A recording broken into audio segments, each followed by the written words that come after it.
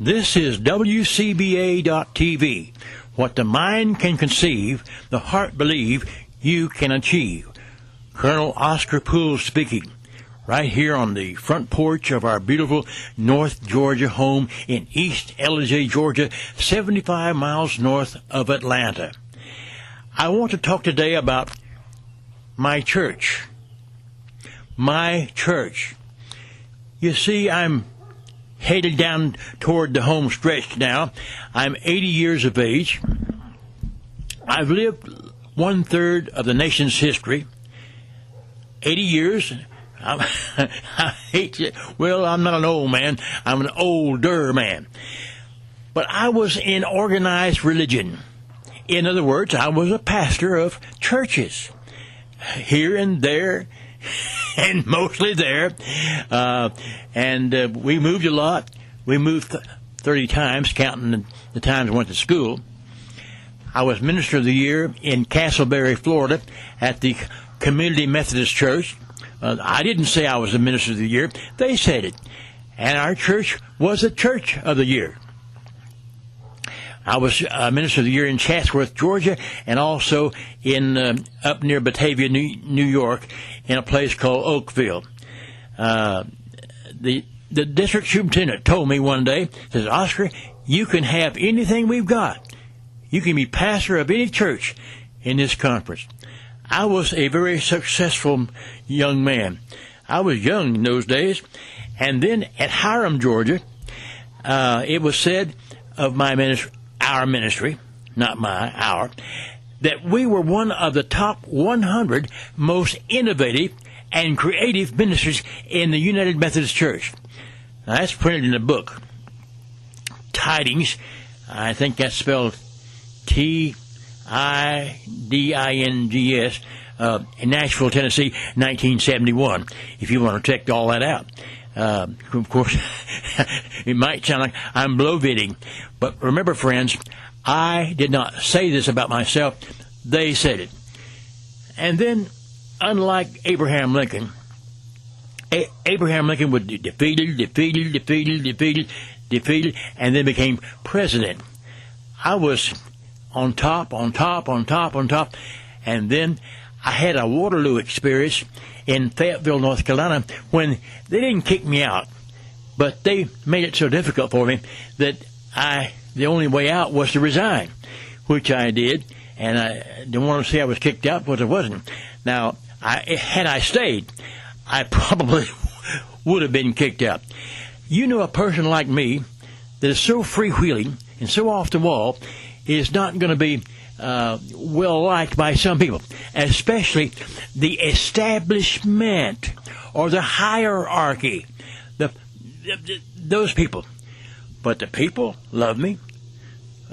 My greatest experience was when I say I was kicked out in Fayetteville. The church grew from 37 to over 200. And from $17,000 a year budget to over $100,000. And keep in mind, this was many years ago when a dollar meant something. But here we are on the World Wide Web. This is my church. I'm like John Wesley.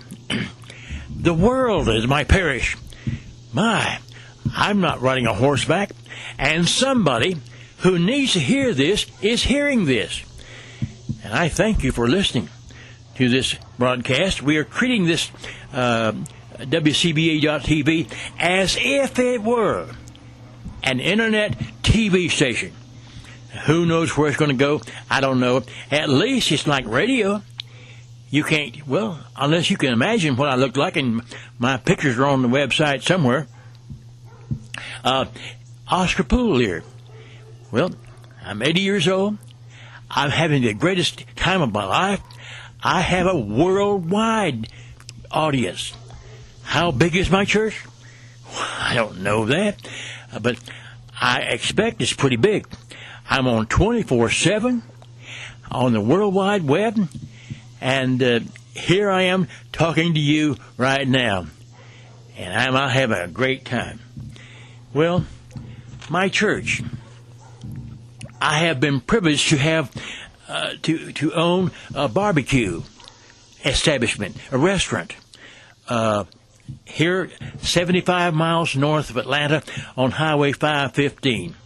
And now I'm retired from that, and Darvin is the owner and doing a fine job. I say doing a better job than I did, but except a few things. You know how fathers are. I've written 7 books, I think, and they are on Amazon.com at this broadcast time. Back in July of 2010. Only one's on Amazon.com. I'm under contract for 5 books, more books, and they're in the process. It takes a while to get all that done, and they'll be there hopefully by the time you hear this. Well, 7 books. I have 1 book I'm writing right now, and also on this website, WCBA.TV, I am teaching, and sometimes I preach. Well, what's the difference between teaching and preaching? Preaching is when I like to use the word pontificating. You see, technology is coming to the Internet. It's coming from the mainline media of TV stations and networks like that, and coming to the Internet. And here we have a blessed tool, and we are bringing people together. And in case you would like to have me or my colleague Joe or some of the rest of us to come and be your guest, if we can work it in, we'll be glad to. Well, this is my church. It's a new day. And I still say, if it's new, it's now.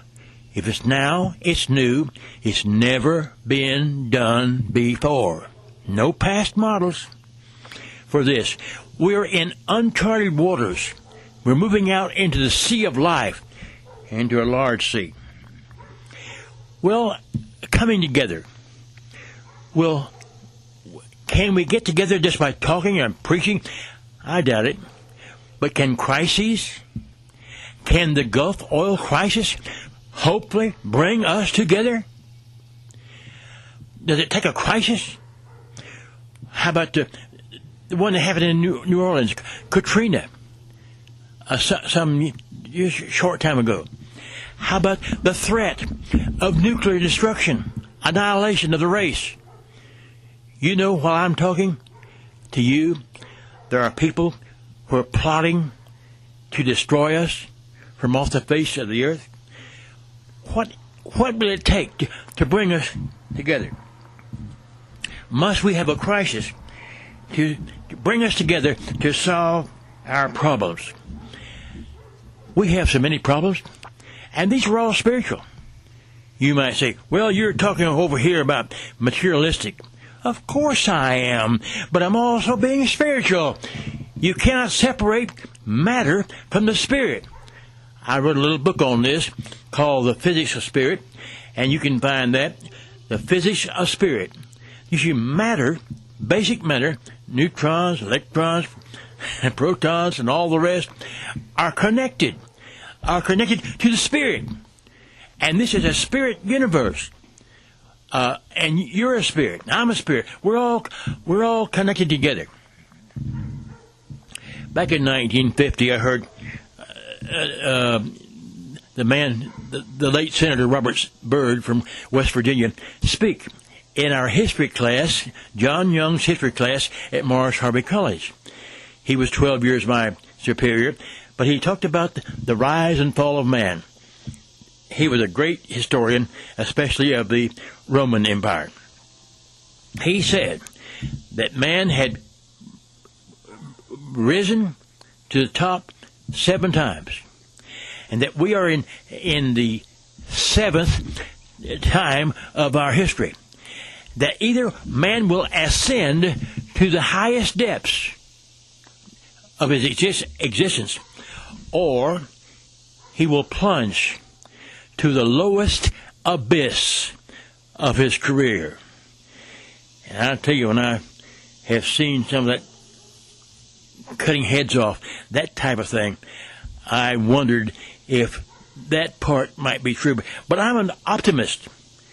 Somehow, we must solve our problems. We must come together. We must forget partisanship and division. We must become one because we are one. And we need to recognize that. In 1950, there were no cell phones, no TV to speak of, and no satellites, and no digital. I have a hard time saying that word. We hadn't gone to the moon. Think of what's happened in the last 60 years. You mean to tell me it's been 1950? It's been 60 years since I was in that history class across the river from the Capitol in Charleston, West Virginia, listening to Robert C. Byrd speak. That's before he became a senator. Well, the fundamentalists, which I'm not, I guess you know by now, I'm not one of them. The fundamentalists worship a God way out there somewhere. And they have a heaven way out there. How far out there? I wonder how we'll get to it. And where is it? Well, nobody seems to know about that. But heaven is right here, all around. I'm out in outer space. I'm spaced out on planet Earth. And I'm traveling around and around, going around and around 26,000 miles per hour. Had you thought about that? We're out here in the Milky Way galaxy, in the universe.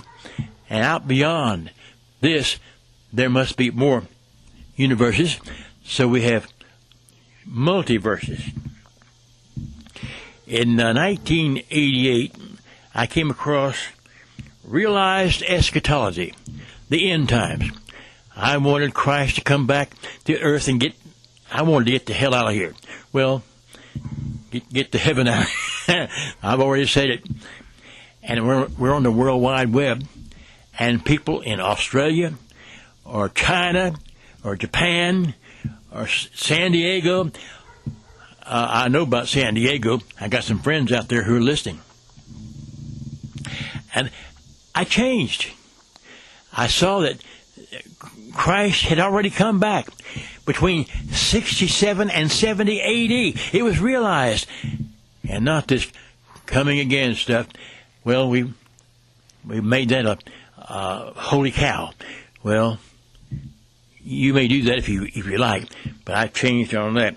And I have an entire teaching on change, how I've changed in the last few years, and you can listen to that in order to get what I'm saying about realized eschatology.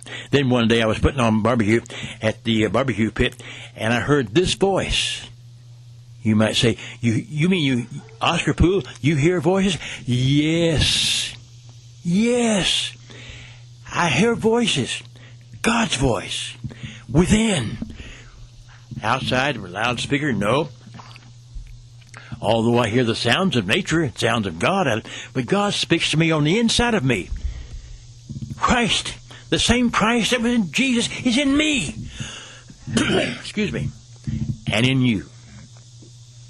You see, the church has had a history of being stuck in the ruts. Like the Apostles' Creed. Now, I know I've stepped on somebody's toes there, and I've said it many times, and just said it because it's tradition. Don't get stuck in the ruts. But even in the Gloria Patri, it talks about world without end. And that's in the Bible, in Isaiah, and also over in the New Testament. The Apostle Paul, I think, world without end. The world will not end. You can't destroy matter. Well, I'm talking about my church. It's a pleasure being on this front porch of my house here in the woods in North Georgia, 75 miles north of Atlanta. My church is now a barbecue place. Well, that's where we hang our hat during the week. But this God is now appearing in business. And sometimes, not often, but once in a while, in politics. Here comes a man. And by the way, may God send us a political leader to lead us out of some of the problems. As you know, I'm involved in politics in a certain amount, in a way. But today I'm preaching. I am pontificating. Well, organized religion has been more form than essence. Think about it. More form than essence. Where do you place that chair, that table, over here and the choir over there? That's form. But the essence is God is love. Let us love one another. Let us promote peace and goodwill toward men, and not get divisive and you're going to hell if you don't believe what I believe, beat you over the head with a book called the Bible. Not I. That's sad, to use the Bible to beat people over the head with. We are also promoting the Allegheny Show on WDUN, AM 550 in Gainesville, Georgia. But that station can be heard around the world. WDUN.com. WDUN.com. And our goal is to make Allegheny the number one talk show, man, in America. There's a revival on.